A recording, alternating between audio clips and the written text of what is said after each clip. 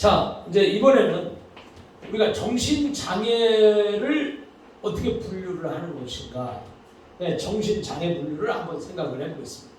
자, 왜 정신장애를 분류해야 되냐, 그 목적이 있는데, 이 분류는 복잡하고 독특한 개인의 임상적 증상, 개인의 이제 실험을 통해서, 조사를 통해서 나타나는 그러한 증상, 그 다음에 현상들을 이해하기 위해서 좀 더 쉬운 단순한 형태로 정리하는 과정이다.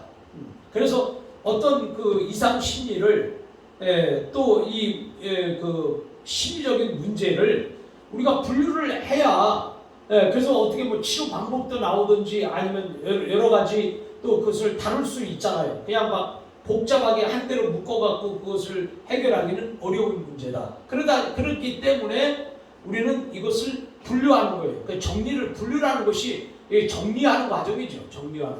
단순하게 좀 더 이해하기 쉽게 하기 위해서 단순하게 이렇게 정리를 하는 것을 우리가 분류라고 말한단 말이에요. 자, 그러면 정신장애를 분류하는데 그 분류의 장점은 뭐냐? 자, 장점은 해당 분야의 연구자 또 종사자들이 일관성 있게 공통적으로 사용할 수 있는 용어를 제공한다. 그러니까 어떤 이상심리나 정신 장애에 있어서 우리가 모든 사람이 다 이게 단어가 다 다르면 안 되잖아요. 그래서 우리가 그것을 공통적으로 사용할 수 있는 용어, 이게 필요하단 말이죠. 그래서 그것을 용어를 제공하기 위해서 분류를 하는 것이고, 그 다음에 연구자나 임상가에게 효과적인 정보를 제공해야지. 분류를 해서 이런 것은 이렇고 저런 것은 저렇다. 또 이런 것은 이렇게 치료를 해야 되고 저런 것은 저렇게 치료를 해야 된다고 해서 분류에 따라서 연구자나 임상가에게 효과적인 정보를 제공한다는 것입니다. 그 다음에 정신장애에 관한 과학적 연구와 이론 개발을 위해서 기초가 필요하다. 그래서 정신장애에 관한 과학적 연구 또 이론도 개발을 해야 되잖아요. 그래서 이론 개발을 위해서 기초가 필요하다. 그래서 기초를 제공한다. 그러기 위해서 분류를 하는 겁니다. 그 다음에 네 번째는 심리장애를 지닌 환자들 간의 유사성과 차이점을 인식하는 데 도움을 제공한다. 자, 그러면 어떤 이상심리, 심리장애가 이런 환자들은 대부분 이렇게 행동을 하더라. 또 저런 환자들은 대부분 저렇게 행동을 하더라. 그래서 어떤 그 종류의 비슷한 것끼리 이렇게 묶어놓을 필요가 있잖아요. 그래서 심리장애를 지닌 환자들 간의 유사성, 비슷한 점, 그리고 차이점은 무엇인가. 자, 이런 것을 인식하는데 도움을 제공하기 위해서 분류를 하게 되는 겁니다. 그리고 분류의 장점에 보면은 치료 효과를 예상해서 장애 진행 과정을 예측할 수 있기 때문이다. 이 장애가 진행되는데 이 진행하는 그 과정을 우리가 또 추적을 하고 또 그 진행 과정을 또 예측을 하고, 그 결국 치료 효과를 우리가 예상을 하면서 그런 것들이 이제 진행 과정을 예측할 수 있기 때문에 분류의 장점이 된다, 이것입니다. 자, 그러면 이제 분류의 목적 가운데서 그러면 분류를 하면은 단점도 있을 수 있지 않겠냐, 장점만 있는 것이 아니라. 자, 그러면 단점은 뭐냐? 개인에 대한 정보를 요약하는 과정에서 개인의 독특성이 간과될 수 있다. 자, 그러니까 똑같은 병이라도 똑같은 이상심리라도 각자 나름대로 개인이 다 똑같은 게 아니잖아요. 사람이 다르듯이 거기에서 약간의 증상의 차이점이 분명히 있을 것이고 서로 다른 점도 있을 것이다. 그래서 이 서로 다른 이런 점을 그렇게 다르게 인식하고 그걸 치료해야 되는데, 그 과정에서 개인의 독특성이, 개인의 서로 다른 사람보다 이렇게 독특한 그런 것들이 그냥 묻혀갈 수 있다는 거예요. 간과될 수 있다는 거예요. 그런 단점이 있고, 그 다음에 진단 분류명의 고착성. 그래서 사회적으로 낙인 효과를 유발할 수 있다는 거예요. 그래서 진단 분류명의 고착성, 그 다음에 비연속적인 행동 범주들을 가정한다. 그래서 정신행동과 정신장애 간의 연속성이 고려되지 못한다는 거죠. 정상 행동과 정신 장애 간의 이 연속성. 자, 이것이 고려되지 못하고 하나의 낙인 효과를 유발할 수 있다는 거죠. 자, 그래서 진단 분류가 딱 고착이 딱 돼버리니까 이 사람은 조현병이다. 그러면 예를 들어 그 사람은 조현병이라고 하는 낙인 효과를 또 받게 되는 거잖아요. 자, 이런 것들로 인해서 비연속적인 행동 범주들을 가정한다. 예, 그래서 분류명의 고착성, 그 다음에 비연속적인 행동 범주들을 가정하는 것. 이런 단점이 또 있어요. 자, 그래서 이제 정상적인 행동이, 우리가 이상심리를 가진 사람도 정상적인 행동을 할 때도 있고, 또 어떤 사건에 부닥치면 갑자기 이상적인 행동으로 나타날 수도 있는데, 그런 연속된 과정에서 이 사람이 멀쩡할 수도 있고 약간 그렇게 치우칠 수도 있는데, 만약에 이걸 어떤 분류를 딱 해놓으면 그 사람은 조현병자다, 이런 식으로 해버리면 그 사람을 인식할 때 조현병이다, 막 이렇게 해버리니까 이것도 또 문제가 생길 수 있다는 거예요. 그 다음에 진단 활동에 대한 비판. 그래서 신뢰성 있고 타당한 진단 분류가 가능한 것인가에 대한 비판이 있을 수 있다는 거예요. 그래서 진단 활동에 대한 비판이 있을 수 있다. 자, 이것이 이제 분류의 단점이에요. 자, 그러면 이제 우리가 이번에는 분류 방법, 목적을 살펴봤으니까 이번엔 방법을 살펴보는 거예요. 자, 그러면 분류 방법에는 범주적 분류가 있어요. 범주적 분류. 이 범주적 분류라고 하는 것은 이제 좀 넓은 의미에서 분류를 하는 거예요. 자, 이상행동과 정상행동에, 그러니까 이상행동은 이 정상을 벗어난 이상한 행동인 거예요. 그 다음에 정상행동. 자, 이상행동과 정상행동에는 분명히 질적 차이가 있다는 가정에 근거해서 질적 차이가 있잖아요. 정상적인 사람하고 그 다음에 이상행동을 하는 사람하고 어떻게 똑같아요? 질적인 차이가 있지. 자, 그런 가정에 근거해서 진단을 내리는 접근 방식으로서 증상이나 행동의 질적인 차이를 강조해요. 그래서 이 사람이 얼마큼 증상이 심하냐 안 심하냐, 그 다음에 실제 이 행동이 어떻게 과격하냐 좀 덜하냐, 행동이 더 특별하게 크냐 작으냐, 자, 이런 것들을 우리가 차이를 강조하는 거죠. 그 다음에 이상행동이나 정신장애는 각각 별개이고, 자, 이상행동과 정신장애야. 그러면 이상행동이나 정신장애는 각각 별개이고 서로 분명히 구별되는 질병 유형으로 범주화되어야 한다고 했다. 자, 그러니까 여기는 이상의 행동이 행동. 그러니까 이상한 행동, 정상적이지 않은 행동. 그런데 또 정신장애. 자, 요거를 우리가 헷갈리면 안 돼요. 이상 행동을 좀 했다고 해서 정신장애냐? 그거 아니고요. 또 정신장애는 다 이상 행동을 하는 것이냐? 그것도 아니죠. 자, 그래서 각각 별개이고 서로 분명히 구별되는 질병 유형으로 범주화되어야 한다고 했다. 그 다음에 환자에 대한 빠른 이해, 환자에 대해서 빠르게 이해하는 거, 그 다음에 전문가 간의 진단적 일치도가 높아서 실용적 측면에서 유용하고 널리 사용이 된다. 그래서 범주적 분류로 생각을 해봤습니다. 그 다음에 이제 이번에는 차원적 분류가 있어요. 아까는 범주적 분류를 생각했고 이번엔 차원적. 그래서 증상이나 행동의 문제를 양적인 차원의 가정에 근거해서 진단을 내리는 접근 방식. 그러니까 심리적 증상이나 행동을 연속선상에서 평가하고 장애의 정도를 양적으로 평가한다. 양적, 숫자로 표시를 한다는 거죠. 그래서 이 사람의 증상이 차원이니까 증상이나 행동의 문제를 숫자로, 양적으로 그 가정을 근거해서 이것을 진단을 내리는 접근 방식. 그래서 심리적 증상이나 행동을 이렇게 연속 선상에서 이렇게 쭉 보면서 이 사람은 장애의 정도가 심하다, 혹은 약하다, 또 보통이다. 이렇게 해서 어떤 양적 숫자로 그것이 나타낼 수 있다는 거죠. 자, 그래서 차원적 우리가 살펴봤고요. 자, 이번에는 분류 체계. 자, 분류 체계를 우리가 보겠습니다. 정신장애 분류 체계예요.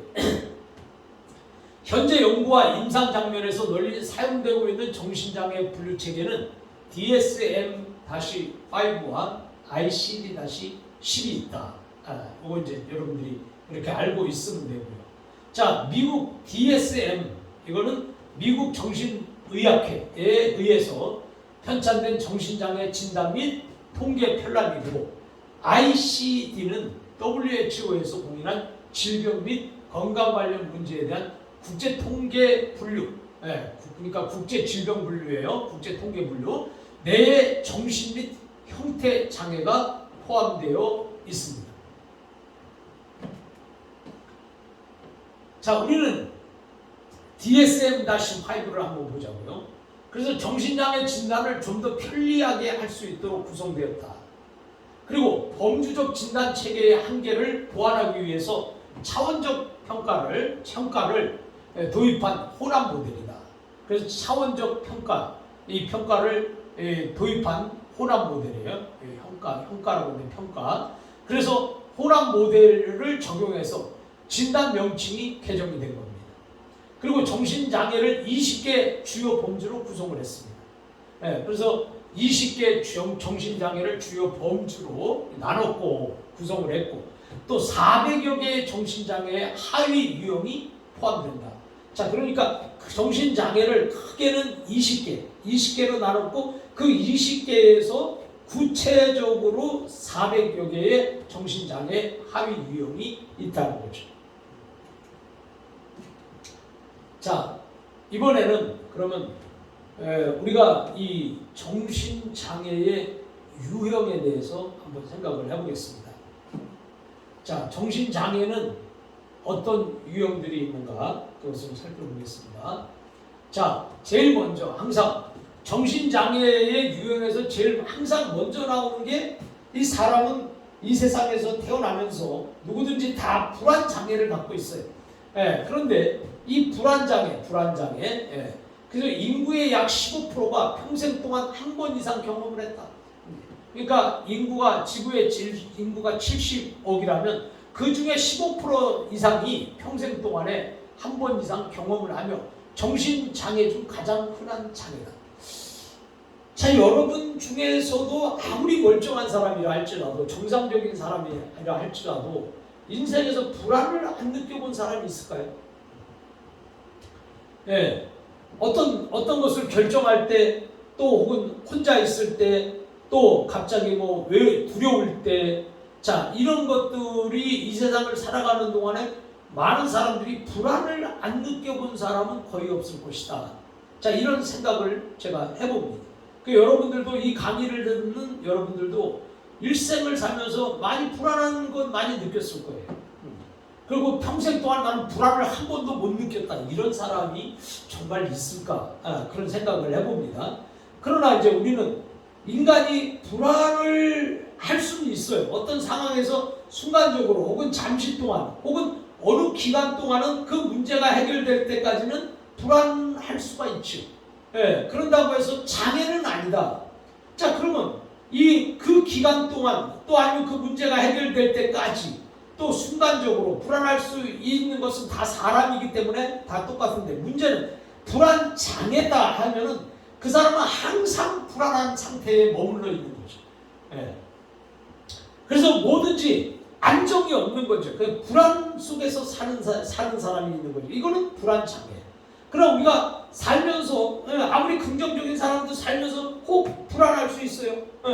예를 들어서 집에 어머니가 좀 아프시다, 좀 심하게 아프시다. 그럼 우리 어머니 돌아가시는 거 아닌가? 자, 이런 불안, 이런 걱정, 이거 할 수 있는 거죠. 그러나 그 문제는 그 불안에서 순간적으로 이렇게 잠시 있다가 빠져나와야 되는데, 그 불안 속에서 아예 갇혀서 사는 사람이 바로 불안장애다. 자, 그래서 불안장애의 특징은 스스로 조절이 되지 않는 거예요. 그래서 내가 잠시 불안하더라도 내가 또 다시 긍정적인 마음을 가지고 할 수 있지, 하면 되지. 자, 이렇게 해서 그 불안을 빠져나오면 되는데 불안을 빠져나오지 못하는 거예요. 그러니까 스스로 조절이 안 돼. 그러니까 지나친 걱정이 생겨요. 그래서 거기서 불안 증상이 6개월 이상 지속되는 거예요. 6개월. 예? 그러니까 우리가 어떤 내가 어떤 문제를 내가 안았을 때 그 불안이 6개월 이상을 계속해서 불안한 상태로 이어간다고 하면 이제 불안 장애가 되는 거예요. 예, 그러니까 뭐 잠시 어느 문제가 해결될 때까지 불안하고 그런 거는 있을 수 있죠. 그래서 그거는 있을 수 있는데 6개월 이상을 계속 그 불안 속에서 공포 속에서 사는 거예요. 걱정과 근심 속에서 살고 있다면 이것은 분명히 장애다. 이렇게 볼 수가 있는 거죠. 자, 그 다음에 안절부절 못해요. 이 기간 동안에 안절부절하지 못하는 거야. 그래서 사람이 이렇게 불안하더라도 잠시 이렇게 빨리 평화를 찾고 안정을 찾아서 또 그거 생각하면 잠시 불안할 수 있지. 그런데 계속 그 상태에서 안절부절하지 못하고 이러다 보니까 걱정을 많이 하니까 또 쉽게 피로해져요. 그래서 사람은 이제 걱정 많은 사람이 피로가 더 많은 거예요. 그래서 여러분들이 좀 마음의 여유를 가지고 좀 걱정과 근심을 내려놓고 그리고 뭐 이렇게 좀 그 노래도 있잖아. 다 함께 차차차. 그래서 우리가 이 걱정과 근심을 좀 내려놓고 이 살 수 있다면은 얼마나 인생이 좋겠어요. 자, 그래서 쉽게 피로해진다. 그 다음에 이제 이게 사람이 불안해지고 막 공포스러우면요 집중이 안 되잖아요. 집중이. 그래서 집중력이 떨어진단 말이에요. 그래서 사람 마음이 평안해야지 집중력도 이게 생기는 거지. 막 불안하고 하면은 거기에 막 신경이 곤두서 있어가지고 스트레스 생기고 그러다 보니까 쉽게 피로해지는 거예요. 그 집중력이 저하되는 거예요. 자, 집중력도 저하될 뿐만이 아니라 이 불안장애에 있는 사람은 굉장히 예민하죠. 예민하기 때문에 건드리면 폭탄이야. 그래서 막 건드리면 폭발하고. 그냥 또 이렇게 다른 사람은 놀라지 않을 것도 그냥 막 이게 더 많이 심각하게 놀래고 또 반응도요 굉장히 예민하게 받아들이고 말 한마디를 하더라도 그냥 편안하게 한 말인데 그 사람은 그걸 막 그 말 한마디 가지고 또 소설을 쓰고 예민해지고 이런 것이 이제 바로 이 불안장애다 이거죠.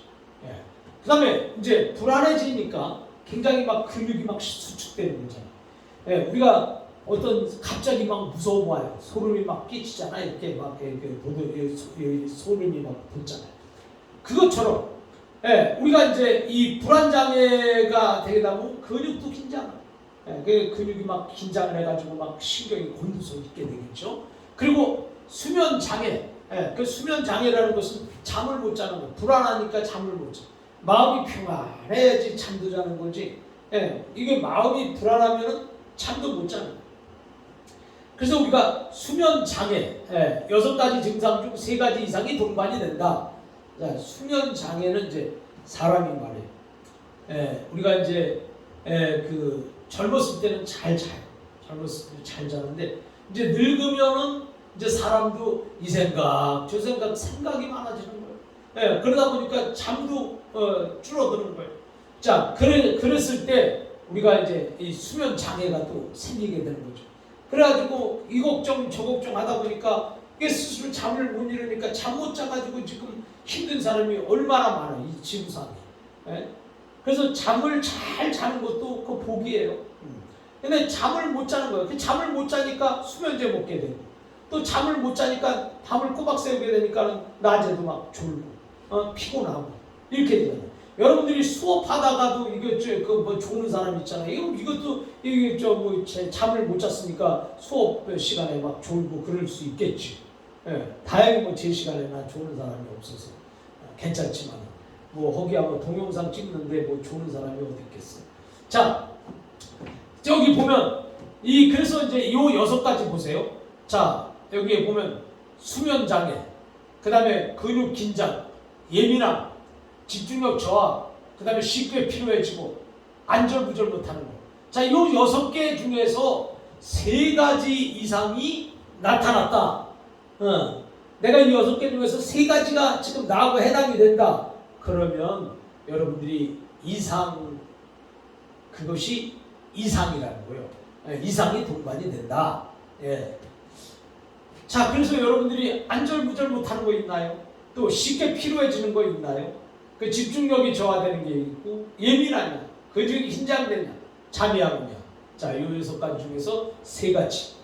세 가지를 여러분이 갖고 있다 그러면 한번 심각하게 좀 여러분들이 생각을 해볼 필요가 있습니다. 자, 불안장애. 그래서 사람은 이 세상에서 사는 동안에 누구든지 다 불안을 느낄 수 있어요. 그러나 그 불안에 얽매이거나 불안에 사로잡혀서 불안에서 헤어나오지 못하면 장애가 되는 거죠. 그래서 여러분들은 불안이 오더라도 근심이 되고 걱정이 되더라도 여러분이 그 자리에서 박차고 일어나서 그 근심과 걱정과 불안에서 여러분이 스스로 용기를 내서 빠져나올 수 있어야 되는 거예요. 자, 그 다음에 이제 강박 및 관련 장애야. 이 강박 장애는 스스로 원하지 않는 불안이나 고통을 일으키는 생각이에요. 강박 장애. 그래서 행동을 반복하는데 하루에 1시간 이상을 소모하고 현저한 고통이나 장애를 초래하는 경우를 강박 관련 장애다. 자, 이제 우리가 이제 이 강박 증세, 강박증이라는 거 있어요. 이 강박증은 뭐냐면 꼭 그것을 해야만 한다고 하는 당위성. 자, 이 당위성 때문에 사람이 강박이 온단 말이에요. 예? 그래서 나는 예를 들어 나는 놀면 안 돼. 열심히 일해야 돼. 예? 아니 사람이 놀 수도 있는 거지. 예? 뭐 열심히 일만 한다고 인생이 그렇게 돼. 사람이 놀 때는 놀 수도 있어야 되는데 노는데도 막 일이 있어야 되고 막 일이 없으면 막 불안해고 막 초조하고 긴장하고. 그 어떤 사람은 계획표가 쫙 짜져 있어야 그냥 거기서 그 뭐 보람을 느끼고 이러는 것도 또한 강박관념이에요. 예. 그러니까 사람이 뭐 꼭 해야만 한다. 나는 절대로 뭐 시간을 낭비해서는 안 된다. 이런 것도 또 강박관념이죠. 그 보면 저도 이게 제가 보면 나는 이게 긍정적인 이런 스타일인데 제가. 근데 내가 이렇게 이상 심리가 이제 여러 가지 있잖아요. 굉장히 많아요. 여기 이 강의를 듣는 사람 중에서 이상 심리 없는 사람은 없을 거예요. 다 누구든지 있어요. 이상 심리는. 자, 그런데 이제 그 이상 심리가 이제 얼만큼 그게 과도하냐, 약하냐, 강하냐, 뭐 보통 이 문제지. 다 누구든지 이상 심리 없는 사람이 한 사람도 없어. 자, 그러면 저 같은 경우에는 그렇게 꼭 하루에 해야 되는 어떤 일, 또 그 달에 해야 되는 일, 자 이런 것들이 있기 때문에 시간이 굉장히 아까워. 그래서 시간을 낭비하면 안 되는 거예요. 그렇기 때문에 시간을 막 소중하게 써야 되고 막 시간이 아까워서 막 이렇게 이것 또한 강박관념에 속한다 이거예요. 그래서 저는 이상심리가 저한테 있다면 다른 거는 몰라도 강박관념은 내가 조금은 있다. 그래서 항상 이렇게 여유 있고 놀고 아무것도 할 일이 없으면 저도 이게 할 일 없으면 이게 보람이 없어. 그래서 항상 일하는 것에 보람을 느끼고 또 일이 있어야 행복하고 또 일이 있어야 즐겁고 이런 거거든요. 이것 또한 우리가 생각해 볼 때 그것 또한 강박관념에 속하는 것이다. 자, 그래서 강박 및 관련 장애에 대해서 제가 이 시간을 좀 할애를 했습니다. 자, 그 다음에 이제 외상 및 스트레스 사건 관련 장애. 자, 이건 뭐냐면, 외상, 그 다음에 스트레스. 이 사건 관련 장애는 외상 사건을 비롯한 다양한 스트레스 사건에 대한 직간접적인 경험 후에 발생하는 다양한 부적응적 증상들. 그러니까 적응하지 못하는, 그래서 부적응적 증상이다. 자, 바깥에서부터 오는 어떤 그 문제. 자, 그 다음에 이 환경으로부터 오는 거, 그 다음에 내가 또 안에서 스트레스로 이렇게 느껴지는, 자, 이런 관련 장애는 이런 것을 직간접적으로 경험하고 나면은 이제 이걸 갖다가 이제 적응을 해야 되는데 적응을 잘 못한단 말이죠. 그래서 부적응하지 못하는 증상들이 바로 외상, 그 다음에 스트레스 관련 장애다.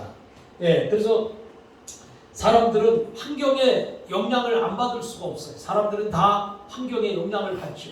그래서 다 외상의 그런 그 문제를 가질 수가 있어요.